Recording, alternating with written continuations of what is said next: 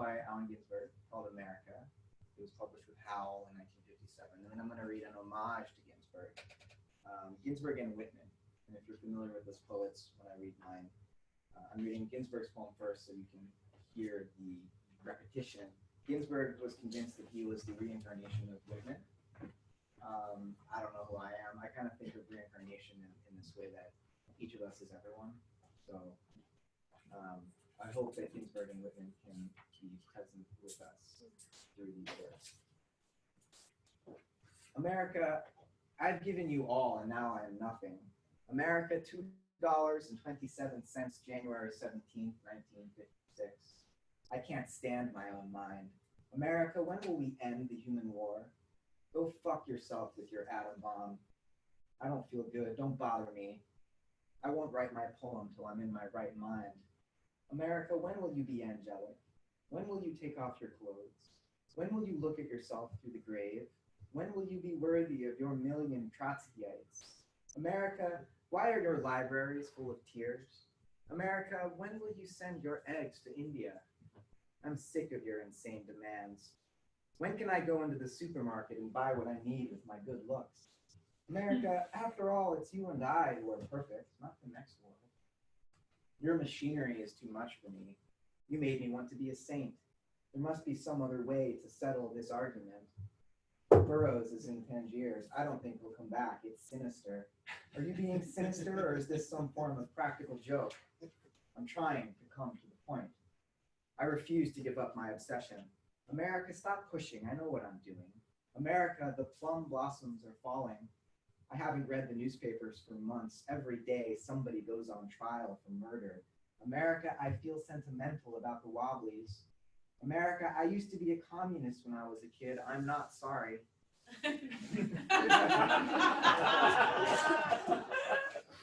America, I smoke marijuana every chance I get. I sit in my house for days on end and stare at the roses in the closet. When I go to Chinatown, I get drunk and never get laid. My mind is made up. There's going to be trouble. You should have seen me reading Marx. My psychoanalyst thinks I'm perfectly right. I won't say the Lord's Prayer.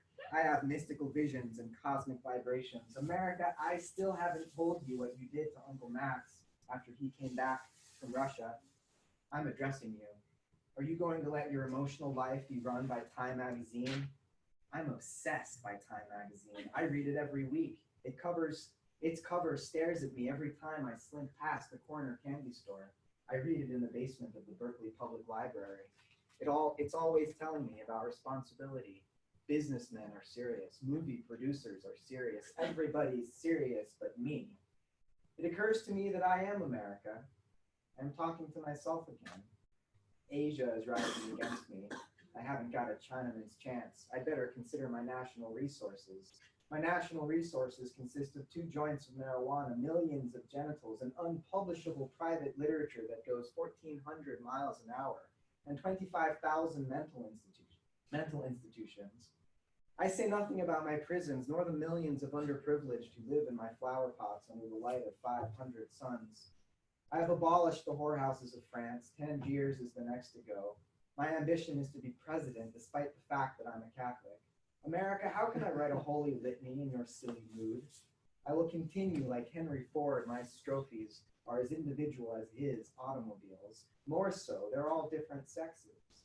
America, I will sell you strophes $2,500 a piece, 500 down on your old strophe. America, free Tom Mooney. America, save the Spanish loyalists. America, Sacco and Vanzetti must not die. America, I am the Scottsboro Boys. America, when I was 7, Mama took me to a communist cell meeting. They sold us garbanzo beans, a handful per ticket. A ticket cost a nickel and the speeches were free. Everybody was angelic and sentimental about the workers. It was all so sincere. You have no idea what a good thing the party was. In 1835, Scott Nearing was a grand old man, a real mensch. Mother Bloor made me cry. I once saw Israel enter plain. Everybody must have been a spy. America, you don't really want to go to war. America, it's them bad Russians, and them Chinamen, and them Russians. The Russians want to eat us alive. The Russians, they're power mad. She wants to take our cars from out of our garages. Her wants to grab Chicago. Her needs a red Reader's Digest. Her wants our auto plants in Siberia. Him big bureaucracy running our filling stations. Ha! Her make us all work 16 hours a day. Health. America, this is quite serious. America, this is the impression I get from looking at the television set. America, is this correct? I'd better get right down to the job. It's true I don't want to join the army or turn lathes in precision parts factories. I'm nearsighted and psychotic anyway. America, I'm putting my queer shoulder to the wheel. Written in Berkeley, January 17th, 1956. Oh, yeah. All those names, if you're not familiar, they're like anarchists and communists from the 50s. So this is my poem called America and Me. It's for Ginsberg and Whitman. America, you've given me everything, and now you are nothing. America, $20,539,000,000,000 in debt, December 2nd, 2017. Damn. I no longer own my own mind. America, when will we end the Earth War? In 1956, Allen Ginsberg said, "Go fuck yourself with your atom bomb, America." In 1856, Walt Whitman still heard America singing. Squatters, nurses, train conductors, carpenters, itinerant lecturers, masons, merchants, shoemakers, farmers singing.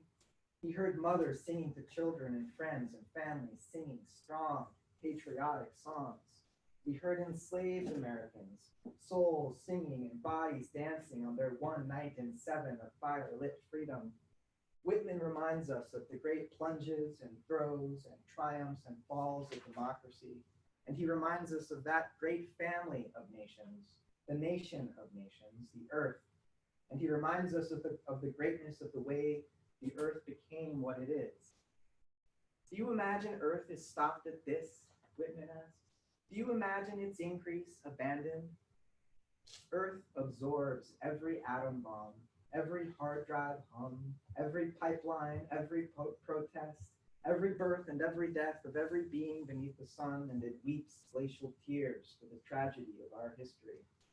And we Americans, though less youthful and buoyant now, still feel special, believe ourselves exceptional, the defenders of freedom. But what of the earth guardians? What of the water protectors? What of the buffalo and the bumblebee, the salmon and the sequoia? Are they not Americans too? I'm angry at you, America, and you've gone so mad only poetry can save you now. America, when will you awaken from your dream? You already stand stark naked before the weary-eyed world. All your top secrets leaked, all your rigging and spying and droning out in the open. When will you look at yourself through Geo's story? When will you see yourself through Gaia's eyes? When will you be worthy of humankind and the earth community? America, why are your cities so proud, while homeless men and women sleep in tents on the street and you half-empty highways? America, why are your libraries empty? America, why are your elementary schools like prisons and your universities like shopping malls? America, will you send your eggs to Yemen? Why did Ginsberg dream of meeting Whitman in a grocery store and not a mushroom-speckled meadow? America, why are all your forests on fire? Why are your dollar bills green? America, where are your poets? When will poets become the acknowledged lawmakers of our nation? When will poets replace presidents as our common referees? Will America ever learn to chant the earth's strophes? Will we settle for catastrophe? America, after all, it's you and I who must heal this world, and not the green god we pray to on our trusted money. America, your machinery is too much for my humanity. I read Chomsky and Zinn in college. America, your history made me want to renounce my citizenry, to become a rabbi wandering in the wilderness of God. There must be some other way to heal this wound. Bernie Sanders is still a senator, but the system is so sinister. We thought Trump was funny on TV, next to Little Marco and Low Energy Jab and Lion Ted. But now he's in DC, playing nuclear chicken with Little Rocket Man. I'm trying to get to the point.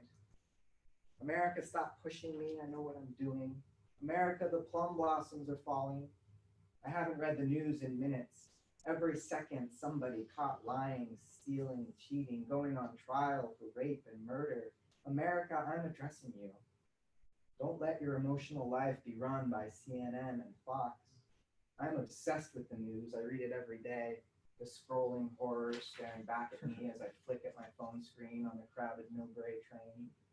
I glance at all the phone screens around me, their numbing glow obscuring the obscenity of what they display. America, it's not news. We're all going to die one day. America, why is medicine so expensive? Why is healthcare not a right? America, I feel sentimental about democratic socialism. America, I used to be an anarchist when I was a kid, and I'm not sorry. I sat at my desk for nights on end, staring at the books on the shelf. You should have seen me reading Marx. I smoke cannabis every chance I get. My astrologer thinks I'm perfectly right. Yeah. Mystical visions and cosmic vibrations. America, I still haven't told you what you did to my grandpa Bob after he came back from fighting in Germany and Japan. America, we've got a mission, but we're missing the boat. America, I don't pledge allegiance to your flag. America, your star-spangled and blood-spattered banner deserves to unravel. If we be patriots of some nation, may it be the Earth Nation, one nation under sun, moon, and stars, one people, made of many, all species calls to Congress.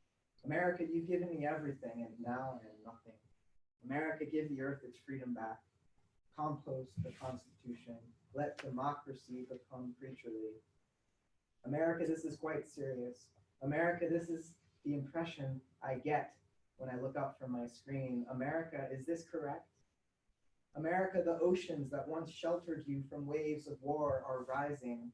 As your empire evaporates, take no hope in isolation. Become an open home of equal daughters, equal sons, all alike endeared, grown, ungrown, young or old. Become strong, ample, fair, enduring, capable, rich, perennial with the earth, with freedom, law, and love. Become a grand, sane, towering, seated mother, chaired in the adamant of time.